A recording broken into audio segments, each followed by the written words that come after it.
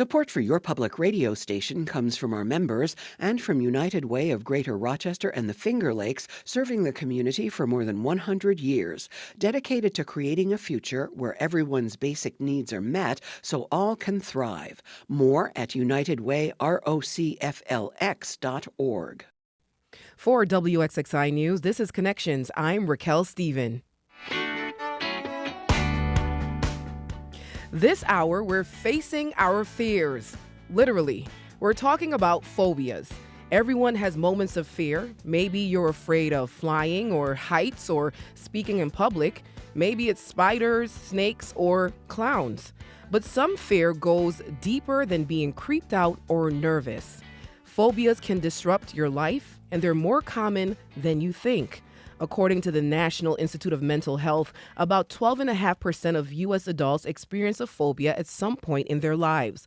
But how do you know if what you're feeling is a phobia, anxiety, or just plain old fright? And for those who have phobias, how can they be treated? From old school methods like flooding to newer approaches like cognitive behavioral therapy, the landscape of treatment is changing, and so is the understanding of what actually works. To help us sort through all of this, I'm joined by two experts who work directly with people managing their fears. Janelle Holmes is a licensed clinical social worker with Rochester Regional Health, and she is school-based.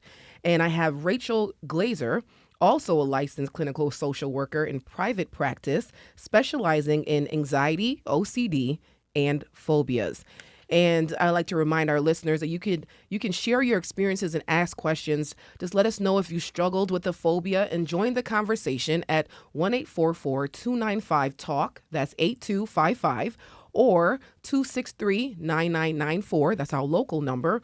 Or you can email us at connections@wxxi.org or comment on our YouTube channel. All right. Now all the fun stuff. Let's begin, ladies.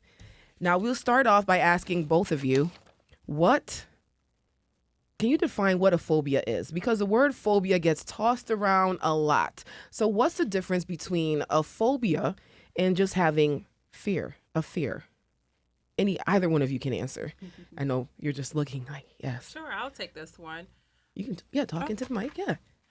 So the difference between fear and phobia, with a phobia, it is extreme, it's irrational, and it impairs the person's daily functioning. It's an extreme fear to something, either a real or perceived threat, and the response to this fear is disproportionate to the actual danger associated. Yes. So that's the difference between fear and phobia. Everyone experiences fear. It's one of the things that we were all blessed with. It helps us avoid danger.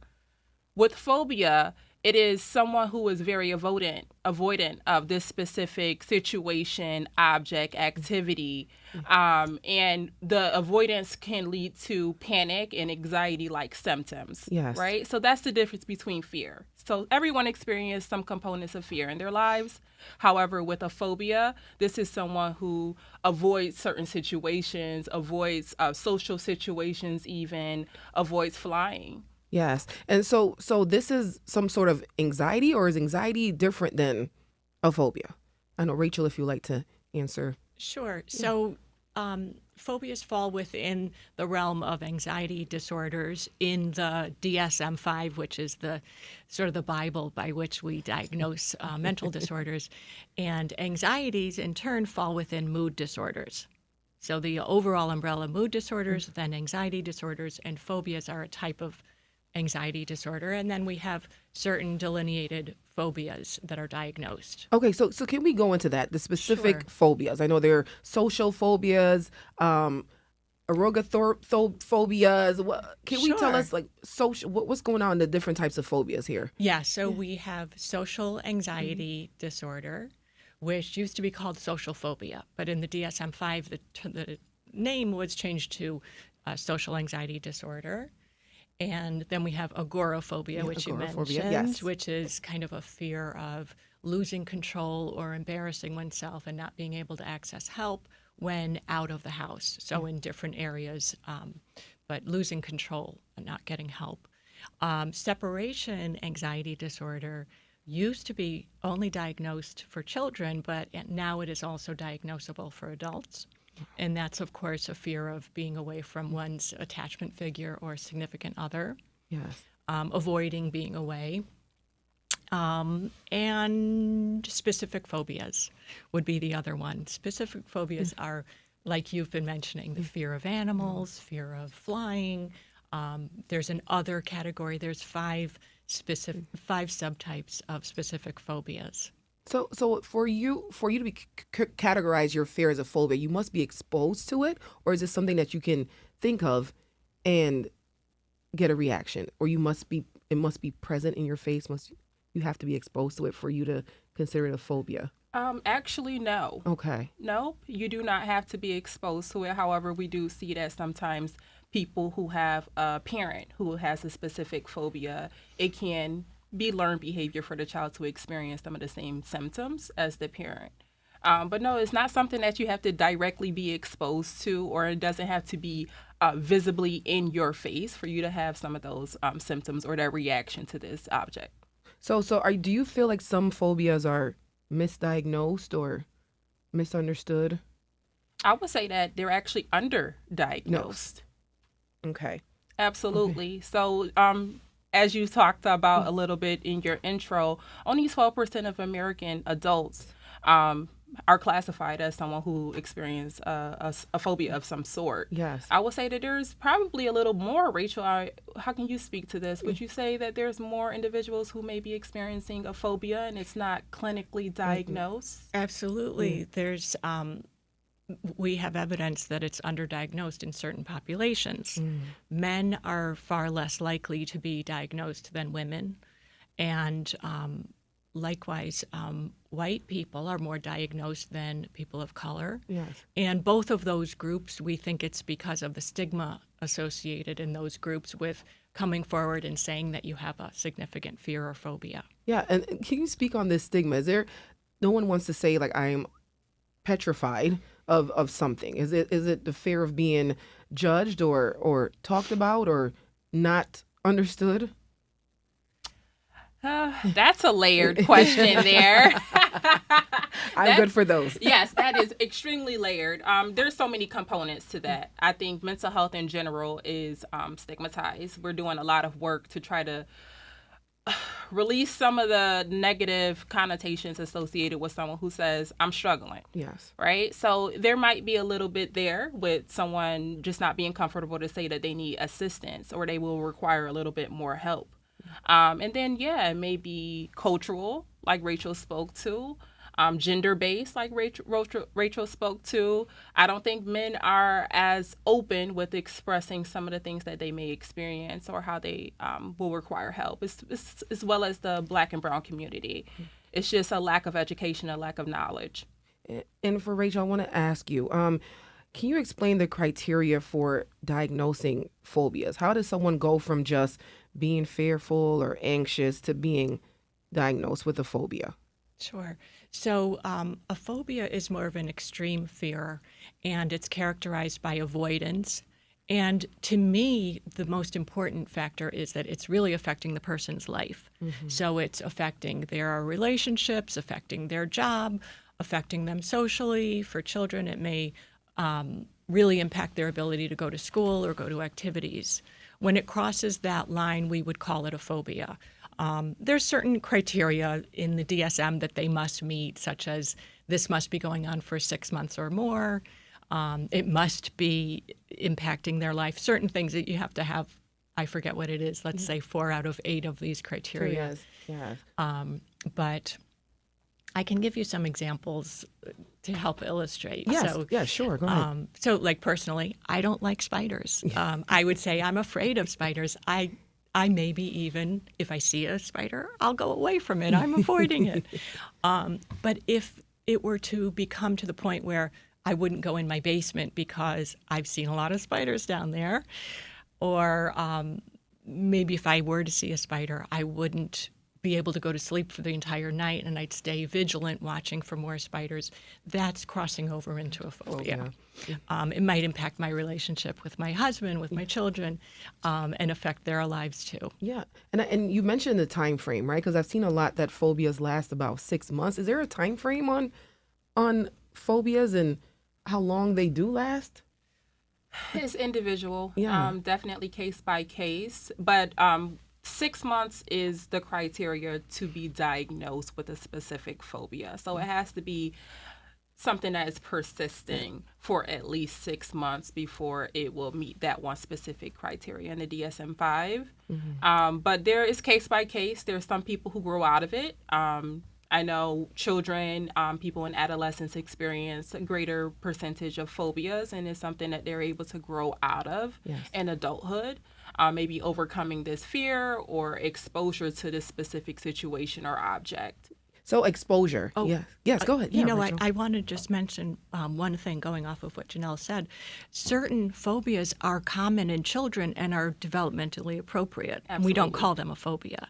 So separation anxiety usually develops maybe between 12 and 18 months. It goes away on its own. Yes. Fear of monsters maybe, can develop a little bit in a child maybe age 3 to 5. Developmentally appropriate goes away. But when childhood phobias persist and aren't treated, it makes mood disorders, both anxiety and depression, more likely later in life.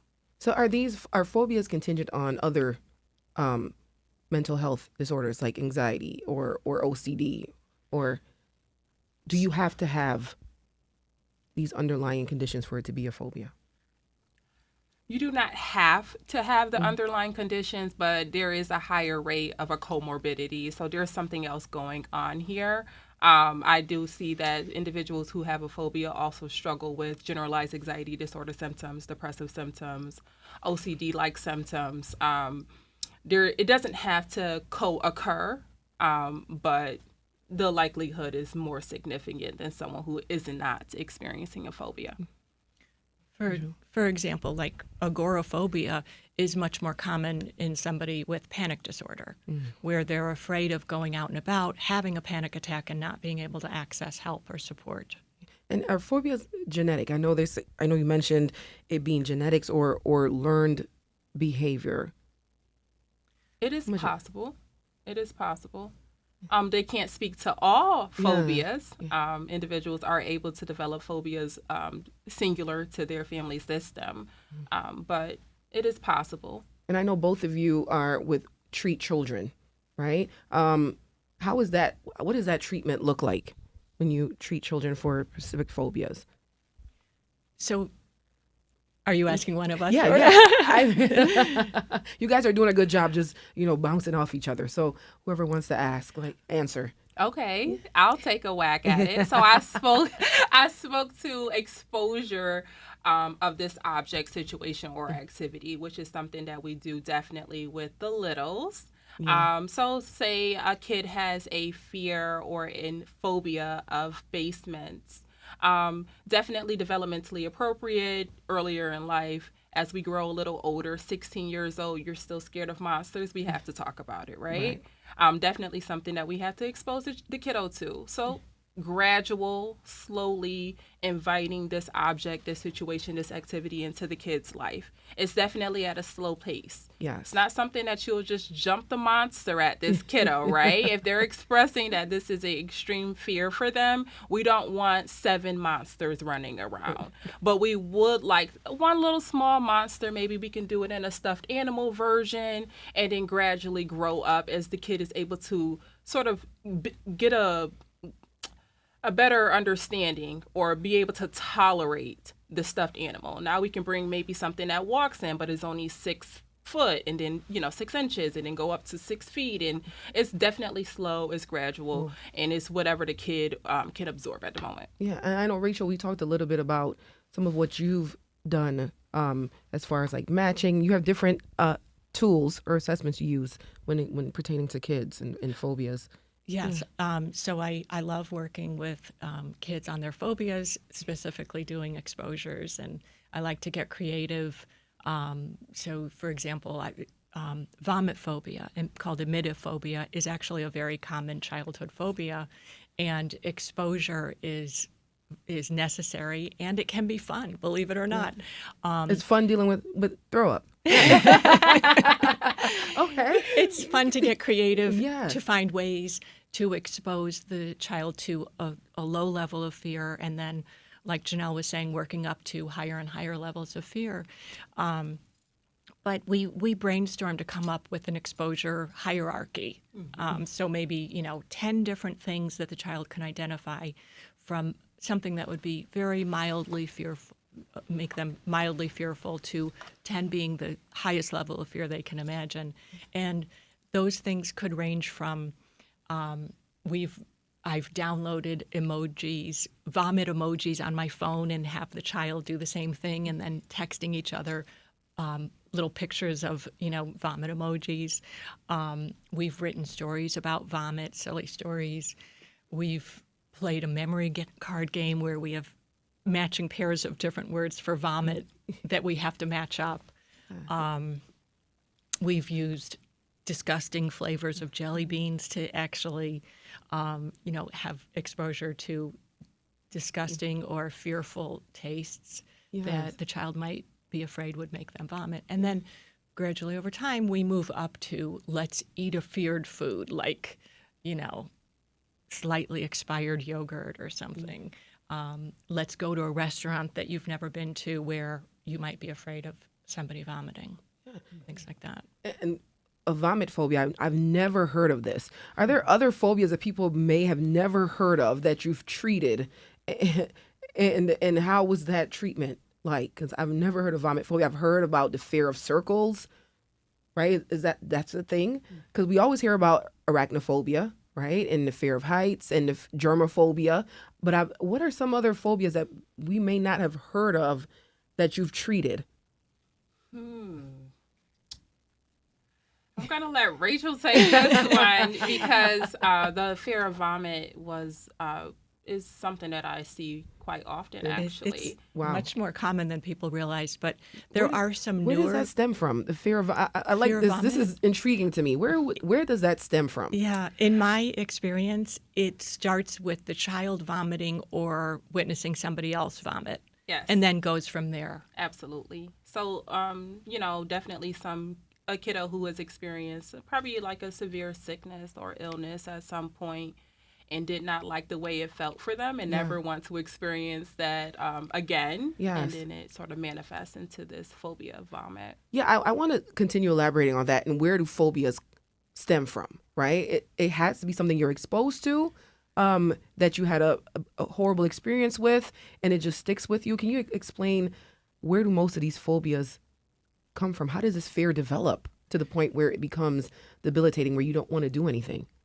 So in my experience, it does most often come from a previous exposure or traumatic experience. Yes. Yeah. So, fear of flying could come from a scary flight that they were on, or fear of driving could come from a car accident. And I've treated people with those experiences.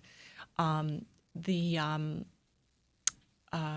other way, as we talked about it could come from seeing a fearful parent. So a parent who's afraid of dogs is more likely to have a child who's afraid of dogs, and the child witnesses the parent being fearful, avoiding the dogs, having a physical reaction when they come across a dog. And then genetically, if you have a first-degree relative with a phobia, you are much more likely, don't ask me the statistic, but you are much more likely to have a phobia yourself. Oh, wow. So I know a lot of us, I actually have a fear of flying, right? And we spoke about this a little bit. It's not a phobia because I actually get on the plane. Mm-hmm. So a phobia would be me not going to the airport. Where's that line drawn? It's definitely case by case, right? And we did speak to this a little bit before we got on air here. So my example of an extreme phobia in regards to flying would be someone who has a vacation plan to Los Angeles. And we're flying out of Rochester, New York, okay? A flight will probably be with a layover, 6 hours or so. Someone with an extreme phobia of flying will prefer catching an Amtrak, which may potentially take 36 hours for them to get to California. Yes. So it is the difference is that you will still get on this flight to go to Los Angeles. Maybe a little worried about turbulence. Yes. Maybe a little worried about maybe your stomach becoming upset or something may be happening on this flight. But you're able to get on. You know, you're not having a panic attack the whole entire flight there. You're able to sort of sit there. Maybe you had a coffee and that calms you. So those type of things is where it differentiates a fear and a phobia. So I have a comment here from someone who wants to remain anonymous. And they said, I absolutely have a phobia of frogs. Everyone in my life makes light of it, but they don't understand the power these things have over me. A lifetime of frog-loving brothers and semi-sadistic neighborhood kids have cemented this fear in me. I try to keep this fact quiet to those around me because they could make me do nearly anything they wanted if their leverage was a simple toad found on the forest floor. So I want you to respond to this. So being exposed to ill treatment as a child could develop this phobia. Yeah, Absolutely. for sure. If I'm telling my sisters that I'm afraid of frogs, and they go and find a frog, Yes. and put it in my face, and I scream and I yell, it can create some of this like almost a traumatic like response to frogs. Yes. For sure, because if I see this frog, I correlate it to being fearful and scared, and I'm not sure what I should do. Mm-hmm. Everyone experiences these things a little bit different, but for sure. And here she says she keeps it quiet around people, right? So no one uses it against her. Is this something that you should keep quiet if you're around people? Well, her fear of frogs is very specific, where she's not likely to encounter frogs very frequently in the course of her day, well, depending on her career and where she lives. So the fearful stimulus may really dictate how quiet the fear can be kept and how many people have to know about it. So with agoraphobia, someone may be afraid to go grocery shopping. So that really impacts people around them. A lot of, they may get a lot of support from family members who do their shopping. And a lot of people know about it. Yes. Yeah. So as far as children, what can parents do? I know we hear about space treatment. I know, Rachel, you have a lot of experience with this type of treatment. Can you tell us about space treatment? I love talking about space treatment. You got really excited. I do. It's a newer type of treatment, newer than CBT or cognitive behavioral therapy, which is sort of the gold standard. But space treatment, it was developed by Dr. Ellie Leibowitz out of Yale. Research is now showing that it can be as effective as CBT with a child, or with parents, rather than working directly with a child in CBT. So the unique feature is that parents are in treatment. So I'm working with parents to treat the child's anxiety. It's absolutely a treatment for the child's anxiety, not just support. Yes. But it's a way to make an impact. Often when a child is not saying, hey, sign me up for therapy, I want counseling, I need to address this fear or phobia, but parents notice it and notice how it's impacting the child's ability to get through life, and they want to see change. It's such a powerful method because you can't make someone change. You can't make someone less anxious by saying there's nothing to worry about. Mm-hmm. But when a parent uses their own behavior, which is the focus of space treatment, it's really very powerful. No one can take that away from them. Yeah. I can tell you a little bit about what it is. Yeah. Can we go into, 'cause I know it stands for something, Oh, right? yeah. Ooh. Right. So SPACE treatment stands for Supportive Parenting for Anxious Childhood Emotions. And it focuses on changing parents' behavior and communication patterns. So we're trying to increase parental support for the child. So support mostly in the form of how the parent communicates. Support can be thought of as being two factors that really make up support. One is acceptance or empathy, accepting that the child is afraid. Okay, so a statement like, I know that you're so scared of that dog across the street right now. And then the second part is confidence. So confidence in the child's ability to get through that fear. So that could sound something like, having said, I know that you're so scared, the confidence piece would be, and I know that you're going to be able to tolerate that fear that you're having right now. Yeah. We want to move away from the tendency that parents have to want to protect the child by saying something like, this is scary, let's get away from that dog. Or parents can often make demanding statements, which would sound like, there's nothing to be afraid of, which sounds kind of like a gentle, reassuring statement, but it actually negates what the child is feeling. The child is scared. Yeah, I want to talk about statements that could actually enhance phobias, right? Or kind of counter away from positive treatment. And what are some things that people say when someone has a phobia that works against that, relieving that fear? A big one, right? Clowns are not real. Clowns are not real. They are very real to the person who are experiencing them, okay? So definitely something that you want to move away from. Like Rachel spoke to, it negates whatever the person experiences, it dismisses everything that they're going through.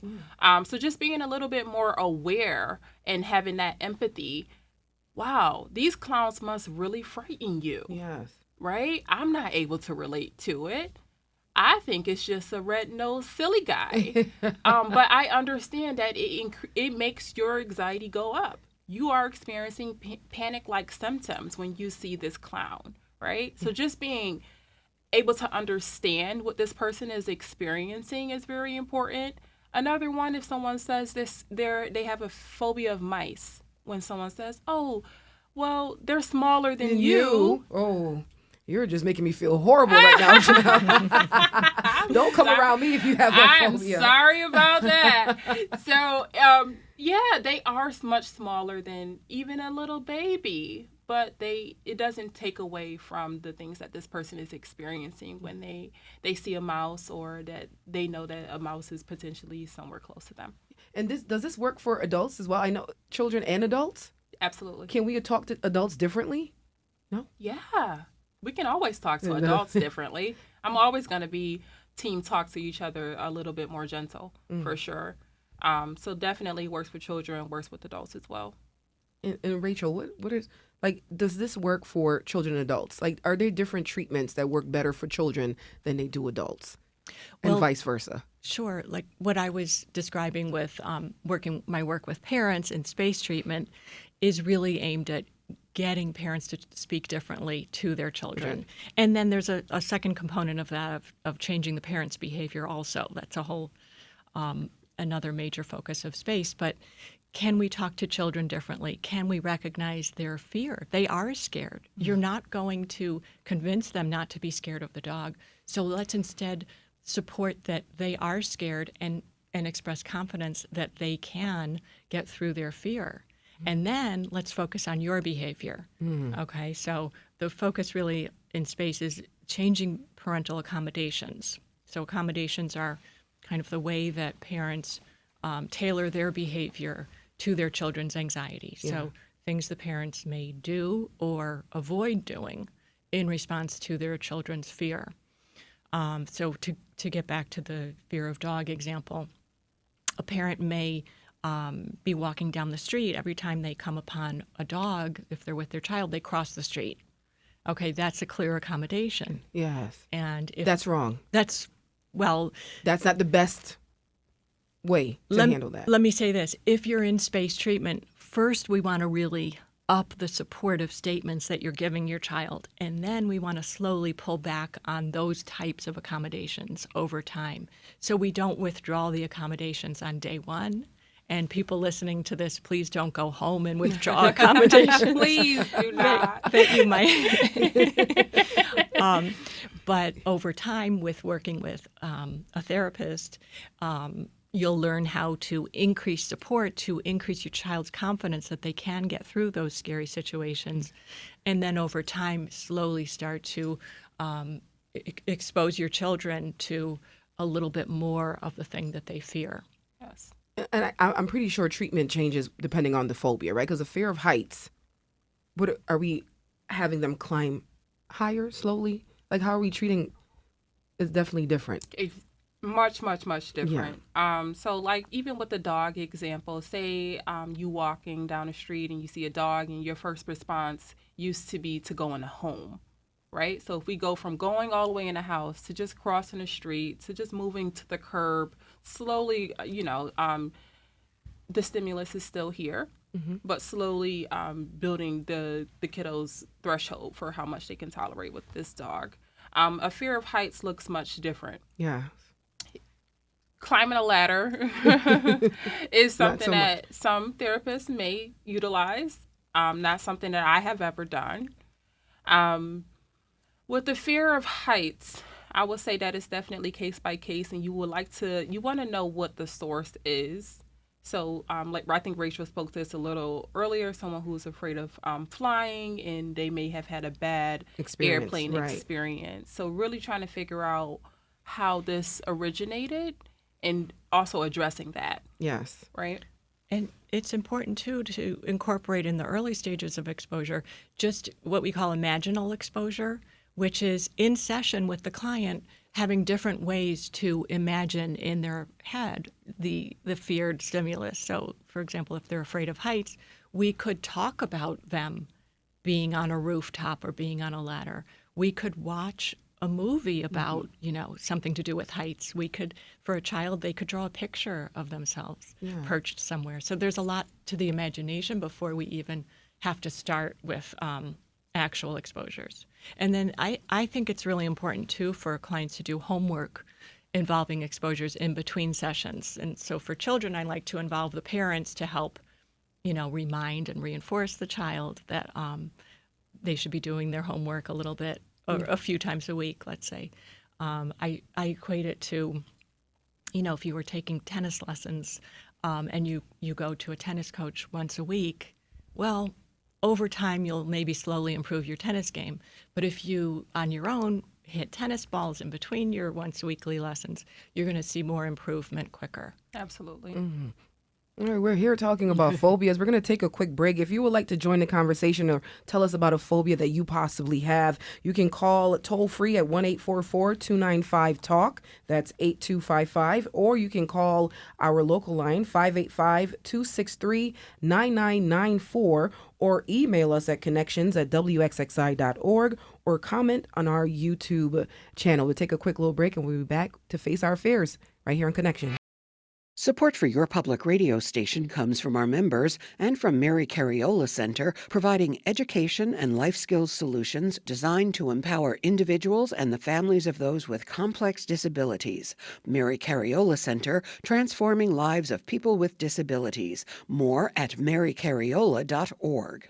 I'm Evan Dawson, host of Connections. I'm taking a little break this summer, but that doesn't mean Connections is going away. My colleague, WXXI's Raquel Stephen, will be hosting the first hour of the show over the summer. She'll bring you the same long-form conversations, in-depth exploration of issues, and variety of content that you're used to hearing.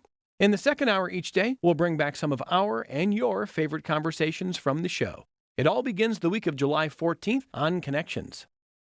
And we're back with this episode of Connections, and we're talking about phobias. And with me, I have two licensed clinical social workers, Janelle Holmes and Rachel Glazer, here with me, the experts. And we would like to talk about, can phobias be cured? Can they be cured? Cured is that's I know, a funny cured, that word. word, yes, that word. Woo. That is a very funny word. Not something that I like to use personally, but there is a combination of treatment modalities that can be used. I know before the break, Rachel spoke to SPACE, which is a treatment for therapists to work with parents of children who are experiencing phobias. There's also medications that are available for individuals who are experiencing phobias. There's beta blockers, which essentially blocks the body's response to adrenaline and other stress hormones. There's also anti-anxiety medications that can sort of help manage some of the anxious symptoms that someone may be experiencing, as well as other treatments like cognitive behavioral therapy. And I know there's an article, a German study published last year found that people who have phobias may have a different brain structure than other people. They found that people with phobias had increased thickness in some parts of their frontal cortex.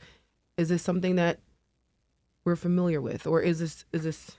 I'm not personally aware of that study, but I can talk a little bit about brain structures and what structures are involved in the fear response. Yes, go ahead. Yeah, go, Rachel. Thank you so Which much. I do like to. I like to educate, do some psychoeducation about this with clients, just so they know what the fear response is. So we talk about the fight, flight, or freeze response. Comes from, there's an analogy with caveman brain, if you've heard this before, where if you think back to early humans, we evolved to have a brain that quickly sent an alarm signal to our body to react when we were frequently faced with a threat of danger that could be life-threatening. So if a caveman came out of his cave and he's picking blueberries and he encounters a saber-toothed tiger, he doesn't have to think. His body, his brain goes into fight or flight mode, and he's getting ready to either fight or flight, and blood is rushing to his extremities. Blood flow to the brain sort of slows down. And in that moment, I can show you sort of with my hand, if you'd like, the model of the brain that I talk to clients about. So if this is the amygdala, can you see my hand? I don't know, but I don't know if this is on, but if She's we touching think her thumb. if we think of the thumb as the amygdala, that's kind of the caveman brain or old brain part of our brain that reacts quickly to threats. Yeah. It's normally tucked inside the prefrontal cortex, which is the structure in the brain that you mentioned in the German study. Yes. So the prefrontal cortex is controlling our brain and our behavior when we're in a calm state. When we become stressed in a very anxious or phobic state, what we call it is we flip our lid. So the prefrontal cortex. Oh, that's where that came from. Yes. Okay. Well. Oh, okay. This is great. I love this demonstration. This is it's awesome. just an easy way to understand these two brain structures. So the prefrontal cortex goes away, and the caveman brain sort of takes over for our functioning. And the problem is we evolved to have that brain reaction, the alarm system, but most of the things that we're encountering and having a stress response to today are not really warranting that type of a reaction. They're not really threats to our safety. Correct. So we're overreacting. We have developed a low tolerance to real and perceived threats. Okay. And I want to touch on new phobias that are developing, right? I don't know if you heard about nomophobia. Have you heard about this? It's fear of being without one cell phone, right? And no mobile phone. Yeah. No mobile phone phobia. Yes. And this is real. Yes, it is. So as technology begins to develop, are we going to see different phobias develop based on technology? I think as the world evolves, we're going to see a lot more change for sure. There's been a lot of change. So that caveman brain analogy has evolved, right, as we developed other skills and other techniques, and we have other things in our toolbox. But with evolution comes the not so good parts about evolving, where you have this attachment to your cell phone. I know COVID was a big one where a lot of people had a fear of COVID. That was new, right? This was something that we've never experienced before. Wow. So as the world evolves, I believe that phobias will as well. Are there new types of phobias emerging that we haven't heard of? So there's climate change phobia. Wow. Which is not diagnosed. It's not yet in the DSM, but it is becoming more and more something that is seen, fear of climate change. Also, there's a new one called zoomophobia, fear of being on video calls. And Like that, Zoom. Zoom. So that kind of came out of COVID. A lot of children suffering from, not being willing to have their camera on during classes, fear of being on video. And have you seen how technology can help phobia treatment at all? Yeah, I think so, right? And it's specific to the phobia. Yeah. So like Rachel spoke to, sending germ emojis back and forth to a kiddo. That's a great way to Exactly. Yes. utilize technology. Yes. Small little doses. There's kids, I was even thinking, shooting back and forth little TikTok videos. Everyone loves TikTok right now. And there's productive ways to utilize technology. It doesn't always have to be negative, for sure. So there's really good ways to use technology. And I have a comment here or a question from Rob. What do you do for people who have claustrophobia and responds to medical equipment like MRI? How do we treat individuals with claustrophobia, the fear of confined spaces? Yes. So it's exposure, right? Exposure therapy. We're not throwing them immediately in a machine. I see your facial Woo, okay. No. Absolutely not. But like Rachel, just videos of someone receiving an MRI and going through that process with them, talking about an MRI, saying the word MRI. I know that the claustrophobia is even with elevators as well. So let's just look at an elevator. We don't have to physically step on it. Let's just push the down button and watch the elevator open and then close back up. We don't have to physically go on. Even with visiting a medical room, we can just visit the medical space.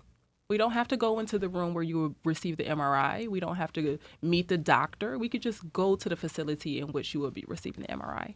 I know we spoke on cognitive behavioral therapy. Can we elaborate on what that is, Rachel? Because I know you wanted to Sure. speak a little bit on CBT. Yeah. So with CBT, cognitive behavioral therapy, it's become the gold standard for treating phobias. And when I work with children age 12 and up and adults, that's the modality that I'm using. It really focuses on looking at a person's thoughts, how the thoughts are generating their feelings, and how feelings in turn are generating their behavior.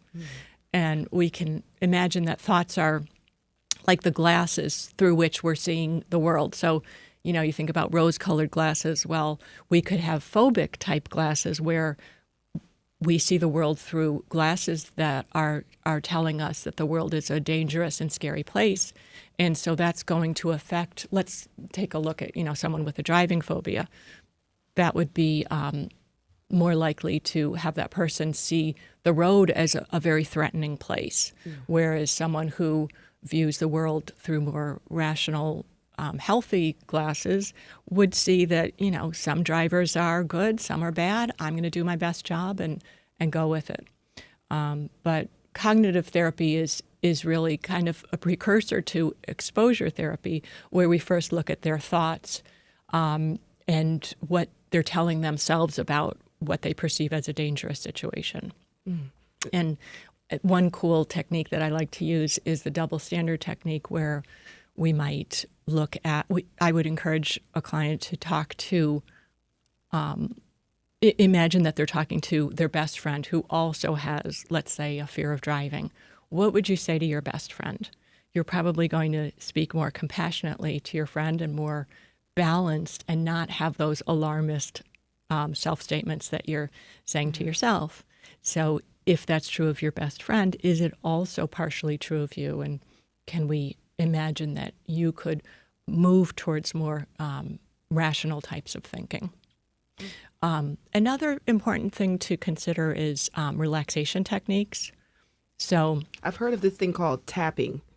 Is that something you tap your eyelid or there's different techniques that I'm hearing that more for anxiety, right? And these non-medical. Yeah, there's certain pressure points that releases other hormones that settles your nerves or settles some of the stress hormones that you're experiencing. Relaxation could be deep breathing, right? It could be grounding techniques. I like to use the 5 senses. That's one of my favorite ones. So let's just sit in a room. Someone is experiencing some panic or anxious-like symptoms. Just sit with me, okay? What do you see? What do you feel? What do you taste? What do you hear? Very effective for a lot of my littles, as well as just picturing a place that brings them comfort Yes. and joy. A lot of people's mind always go to the beach. Yeah. So that's a comforting place. Let's just visualize that you're there. What do you see here? What do you feel? Your toes is in the sand. It's warm. You hear the waves going. Those are things that are very effective.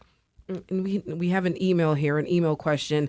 Have kids come in that are afraid of artificial intelligence, AI? I know this is along the lines of us discussing like new phobias that may develop through technology. Has any kid, probably not yet, right? But is there any sense of that kids may develop this fear? So I think that's realistic to think that fear will develop, and I can especially see that fear developing in adults Yes. who are maybe more likely to use AI. And with experiences with AI, the fear may be heightened, but I have not personally encountered it. I could see it becoming something, though. Absolutely. I have had students talk about the fear of jobs changing, and how we're using robots at fast food restaurants and looking at the trajectory of their lives. What does this mean for me as the little who doesn't have, post-high school education or trades? What does this look like for my future? I've definitely had kids worry about that. And while we talk about future phobias, right? What about future treatment methods? Are we starting to develop new treatment methods? And Rachel, you got excited. I know I could imagine what your treatments would look like in the future. So, I mean, a newer treatment method is EMDR, eye movement desensitization and reprocessing. That's really been used for trauma, but I believe it's also being used to treat phobias. There's a lot of overlap with cognitive behavioral therapy. Eye movement encourages certain eye movements while imagining the trauma that somebody went through, and it could be used as well for phobias. Okay, I'm curious as to, pardon the silence, I'm curious, eye movements, how does that work? Can we speak on how does that relate to Sure. a treatment? So when you move your eyes from side to side in a certain way, you're And I'm moving my eye right now because I'm stimulating both sides of the brain. And then by recalling and either speaking about or imagining the phobia, you're developing new learning, new understandings, which is kind of the overlap with CBT, where you want new learning to come so that the person can see the world in a new way. Okay, I think I understand. So just moving your eyes from left to right can... Right, can and help the therapist guides the eye movement with either a light beam that goes, from side to side, or a certain wand. But the client is keeping their head still and just moving their eyes. That's one way to stimulate both sides of the brain, and there are some others as well. I believe tapping, Yes. a different type of tapping than different what you type. mentioned. Oh, wow. Lots of tapping. So there are different ways other than, because using medication is usually the last resort. We try to expose or It's case by case. Case by case. I wouldn't say that it's the last resort. It depends also on the specific phobia, and how much it's impacting the person's life. And as far, what was one thing you wish more people understood about phobias? That help is out there, Absolutely. and it doesn't have to be scary. No. Yeah. Nope. Medication only works so well. I really believe other treatment is also necessary, maybe in conjunction with medication, but help is out there. Absolutely. I definitely second that. I think it's really important to receive whatever treatment modality the therapist has designed or developed with you to address some of your phobias. And medication is not the end all be all. That is for sure. Wow. All right, ladies, thank you so much for talking about phobias. Is there anything that you would like the public to know that we haven't touched on when it comes to phobias? Just resources are available. Yeah. Resources are available. I know Rochester Regional Health specifically is treating 4,500 students and have been in the schools for over 30 years. So those are really, really important things for everyone to know. There's help available. There's agencies available to help you guys out with this. And I think caretakers play a huge role in the support of the littles.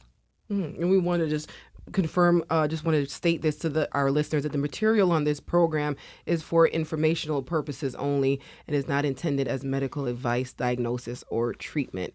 If you have a health issue, always seek the advice of your physician or healthcare provider. And Rachel, if our listeners would like to contact you, where could they reach you at? So, yeah, go to my website, please. It's www.rgtherapy.com. And Janelle, if we would like to contact you, where could we reach you at? Hi, yeah. So I'm a senior therapist at Genesee Mental Health Center. I'm school-based, and I'm working straight out of Greece Central School District. All right. Well, today we faced our fears this hour. Thank you, ladies, for all your expertise and your wisdom, and thank you for stopping by. Thank you. Thank you for having us.